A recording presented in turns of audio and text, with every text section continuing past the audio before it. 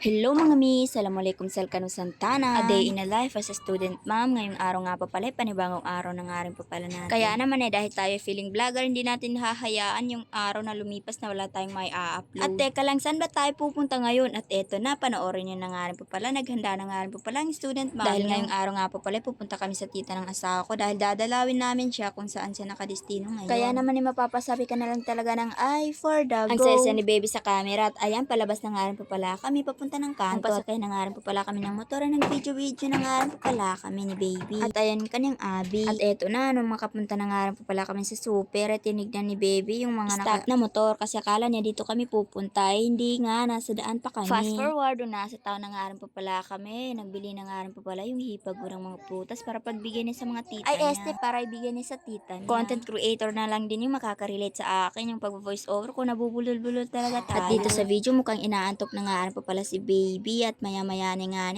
pumunta na nga rin po pala ako doon. Nagbebenta ng fruit salad dahil nagutom ako sa daan at ayan, bumili na nga rin po pala ako nitong fruit salad na ito. Matamis siya. In fairness dun sa nagbebenta nito, natawa talaga ako kasi 50 yung pera ko tapos tagdan lang ito. Tapos ang binigay sa akin ni 10 ba naman tapos nasa kanya yung 40. Uy, ano ka dyan? Pero lahat naman tayo nagkakamali kaya hindi ko na lang siya hinustahan. At dahil sa kadaldalan ko, hindi ko na malaya nakarating na nga rin po pala kami dito sa destinasyon. Oh, pack for Dago ulit. Sa totoo na, nahihiya na nga rin po pala talaga tayo kasi feeling vlogger ba naman ang person. Shout out dito sa mabait naming tita. Hello everyone! Nga pala, hindi nga rin pa pala ako nakahingan permission para mag-post kaya hindi ko na lang sasabihin kung ano yung pinunta namin dito. At yung kulit ni baby, dinalaban naman pati dito. Kung ano na yung ginagawa niya, o tingnan nyo ba naman, di siya napapagod.